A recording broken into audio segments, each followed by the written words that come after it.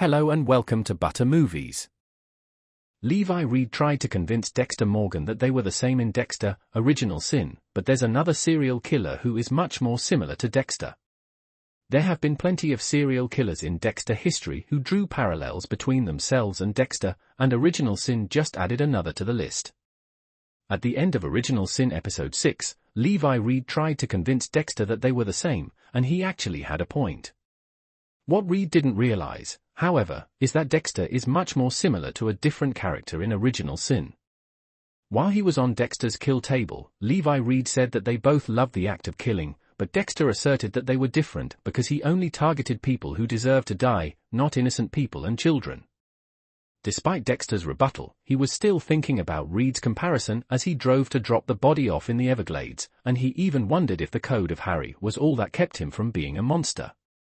Dexter likely won't find an answer to that question, though he may have to reckon with it soon thanks to a completely different murderer. Levi Reed was certainly a monster, but he also had a point. Both he and Dexter enjoyed killing, and for all of Dexter's notions of taking out the trash of Miami, he was still a killer. However, Dexter also had a point. His choice of victims compared to Levi Reed, who targeted innocent families and children, put a wide gulf between them. While there are definitely some similarities between Levi Reed and Dexter, there's a third serial killer in Original Sin who is a much better parallel to him, the NHI killer. Earlier in the episode, Dexter discovered a new serial killer who was targeting NHIs, an acronym for No Humans Involved, that refers to victims who were homeless, gay, or addicted to drugs. Maria Lagerta, Christina Milian, hypothesized that the NHI killer was targeting NHIs because no one would notice if they had gone missing, which would let them continue killing without being caught. That's essentially the same premise Dexter operates on. He kills criminals because he knows the police won't spend much time looking into their disappearance. If Dexter is similar to anyone in Original Sin, he's like the NHI killer, not Levi Reed. The NHI killer serves as a stark reality check for Dexter too. Seeing a new killer take essentially the same approach to killing that Dexter does, but switching the victims to the most oppressed and downtrodden people in society paints Dexter in a new light. Even though he's killing other murderers, Dexter is killing people who he believes deserve to die, and so is the NHI killer. Dexter walks an extremely thin line between vigilante and monster, and the NHI killer shows that he would have easily fallen on the other side of that line if it hadn't been for Harry Morgan. The NHI killer doesn't just serve as a great storytelling device for Dexter, they also shine a light on Harry. If Dexter really is that similar to the NHI killer, and he's just targeting criminals so he won't be caught, then Harry was absolutely right to give Dexter the code. Harry correctly assumed that Dexter was going to become a serial killer, and he knew that he would probably target the same types of people the NHI killer was targeting. If Harry hadn't granted Dexter a moral compass and made him kill criminals, Dexter would slay any innocent person he wanted to. Another day, another dollar, another kidnapping. In the opening moments of Friday's Dexter, Original Sin, the serial kidnapper hits closer to home when Captain Spencer's son Nicky gets taken from the family's garage in a horrifying home invasion. But Harry is nowhere near able to work that investigation thanks to majorly flubbing the Levi Reed case. So he, Dexter and Lagerta head to a new crime scene where the deceased's head is covered with 2 plastic bags. Dexter hypothesizes that the death could possibly connected to some of the area's other kills, like the sex worker in Coconut Grove. Despite the different methods of murder, he says each kill has been more intimate and refined, almost as if it's evolving. And according to the FBI, 3 murders by the same perpetrator equals a serial killer by definition. Lagerta isn't sold, at least until later, when she finds a connection between the 3 Vics. All of them had no family or next of kin.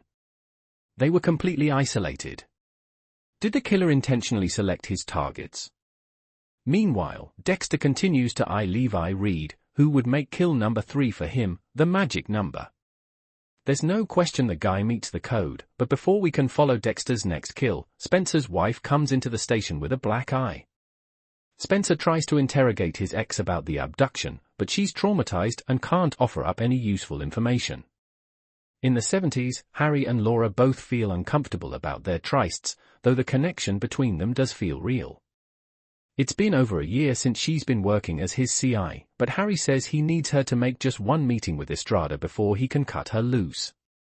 When she goes in for her next meeting, a man who skimmed off the top of the organization is tied to a chair and his finger is cut off in front of her. "Looks like you just got yourself a promotion," she's told. Laura is obviously terrified after the encounter and she wants out. As Harry explains that it's the only way he's been able to keep her out of jail, Bobby interrupts. Doris is going into labor. When Harry arrives at the hospital, the baby is already born, and in a surprise twist, Doris tells Harry he's got to end it. She knows he's been seeing someone else, and he promises her it's over. At the end of Dexter, Original Sin Episode 6, Tony Ferrer's arm and signature ring are discovered by Florida police officers in the Everglades.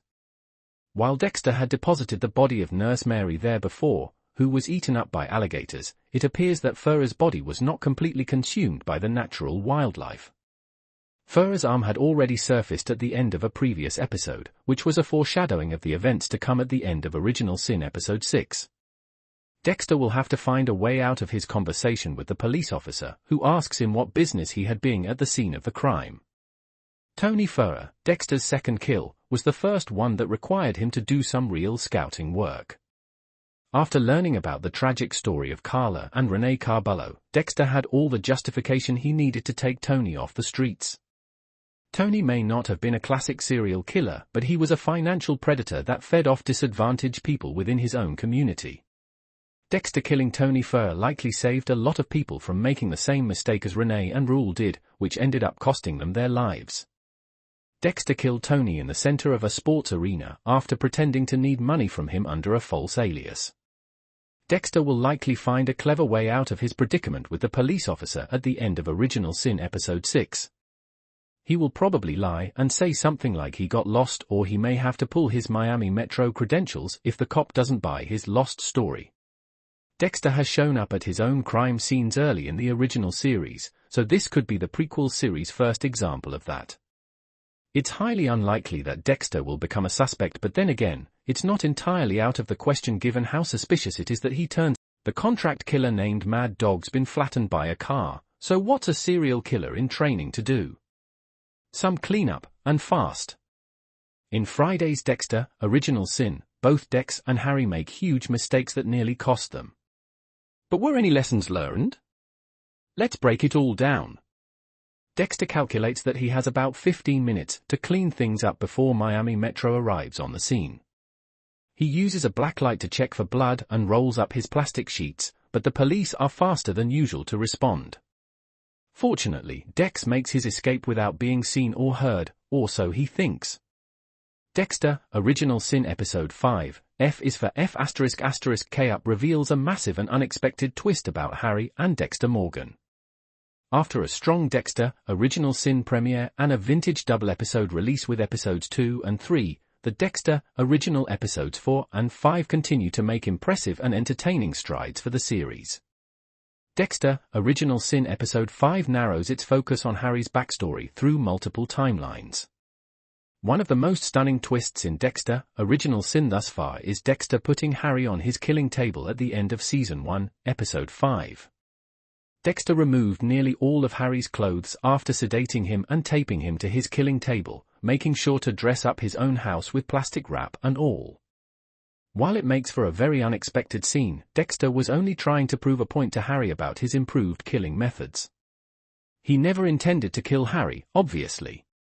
Dexter also makes the point to put Harry on his killing table to show Harry that if he had gone through with killing Levi Reed after his botched murder trial, he would have fit Dexter's code. Harry was spiraling out of control after getting too drunk at a bar and nearly killed Levi Reed outside his house with a silence pistol. Not only would that have ruined his professional career, but it would have made him a murderer. It also would have made him an extension of Dexter in a bout of vigilantism. Dexter putting Harry on his own killing table is an indication that Harry is essentially just as guilty as Dexter for the kills.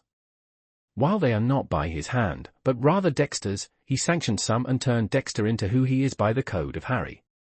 This raises the question, does he actually belong on the table, or does he get a pass like Dexter for cleaning up the streets of Miami? It's evident that Harry's hands and conscience are not entirely clean by the end of Dexter: Original Sin Episode 5. In the Dexter original series, several characters such as Deb, Batista, and Quinn get high or drunk at various times, but never Dexter.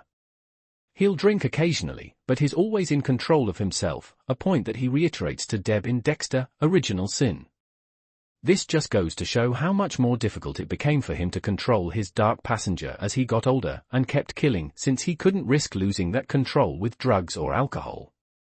Dexter's eating habits in the original series were even more prevalent during his early killing days in Original Sin, which is how he ended up getting very high on Deb's weed brownies in the first place. This allowed him to be more open and unserious with Deb in a way that she had never seen before, which led to the two of them hanging out for the first time like true siblings, even though they technically weren't. At the start of Original Sin, Deb is humiliated for bringing Dexter to a party. 5 episodes later, the close connection between Deb and Dexter, which is the core of the original series, starts to form. While Dexter getting high on weed brownies was not on many people's Original Sin bingo cards, it provides some context as to why Dexter never indulged in drugs or alcohol as an adult, living in Miami of all places. Even several of his police officer co-workers, especially Deb, find ways to take the edge off, but Dexter never risks it, knowing the consequences would be too great. That moment in Dexter: Original Sin Episode 5 between Deb and Dexter is really the first time they act like their characters from the original series, which is when they've already been close for years. While Dexter's alarming incident with Mad Dog nearly got him a life sentence in Dexter: Original Sin Episode 4, the series quickly wraps up Mad Dog's role and refocuses on Dexter's familial relationships with his sister Deb and deceased adoptive mom, Doris. Christian Slater's Harry continues to expand in both the present-day and flashback timelines as he gradually becomes the highlight character of the prequel series. At the series midpoint, it's safe to say that Gibson's Dexter is fully convincing and has the potential to extend Original Sin into a multi-season effort. Given Deb's turbulent relationship history in the original series, her new romantic interest Gio is surely a person of interest to keep an eye on for the remainder of Original Sin Season 1. The main villain arc surrounding who killed Judge Powell's young son is interestingly unaddressed in Episode 5. Even Dexter takes a break from the main storyline to get goofy with Deb after eating a few too many special the brownies. What's most intriguing is the fierce subliminal tension that starts to surface between Harry and Dexter, hinting at a potential upcoming rift in their father-son dynamic. Dexter: Original Sin makes full use of Harry Morgan, so much so that he is very nearly the co-protagonist with Dexter. Considering that Harry will likely not make it past the Season 1 finale based on the original series lore, it makes sense for him to get as much screen time as possible leading up to his eventual death by suicide. While this comes at the expense of putting other supporting characters on the back burner, particularly those at Miami Metro PD, the core trio of Harry, Dexter, and Deb is strong enough to carry the majority of Episode 5. The fact that Harry's extensive backstory with Laura Mosa is interwoven with his present-day timeline involving a botched child murderer is no coincidence. While Harry has always been considered Dexter's biggest supporter as a serial killer vigilante, Original Sin introduces a more nuanced perspective of Harry and Dexter's strange dynamic for the first time in franchise history. In the original series, Harry is more of a mentor and a twisted sort of angel on Dexter's shoulder, reminding him of his responsibilities to the code. Seeing Harry as a human grasping for control in his own life and hanging on by a thread is just as, if not more, compelling than witnessing Dexter stumble his way into vigilantism. The amateurish eagerness Gibson brings to Dexter also elevates his version of the character. At some points, it feels like Gibson makes Dexter's dark passenger more apparent, hardly able to contain his distorted sense of excitement plotting his next kill. Now that the introductory phase of Original Sin is over, comparisons to the authenticity of the original series seem far less crucial since it is more established. Masuka, Batista, and Lagerta, who make up much of the central Miami Metro PD characters in Dexter, are less important to the success of the prequel series now that its heart, the relationship between Dexter and Harry, has successfully taken control of the narrative. Original Sin continues to find risky, inventive, and visually impactful ways to bring Dexter and Harry's origins to life. This notion is confirmed in the shocking Episode 5 ending twist in which Dexter places Harry on his own kill table to demonstrate the improvements he's made with his methods. While the origin story of Dexter's sedation approach is a bit sloppy with an underutilized Sarah Michelle Gellar, who bets on horse races in the Miami Metro Forensics Lab, the big moment it creates essentially forgives this odd, forced setup. Similar to the over-the-top Ferrer kill in the center of a sports arena in Episode 3, Original Sin continues to find risky, inventive, and visually effective ways to bring both Dexter and Harry's origins to life. However, Episode 5 can feel like a dip in momentum after the thrilling pace of Episodes 3 and 4. The Mad Dog subplot was short-lived and Dexter's escape from a police investigation was implausibly convenient.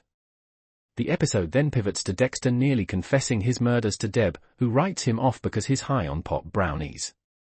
There are certainly frustrating elements of Episode 5, especially in the tensionless courtroom scene and the relentless licensed soundtrack inclusions. Hopefully, Dexter, Original Sin Episode 6 will get back on track with its main villain arc and will prove that Episode 5 was only taking a breath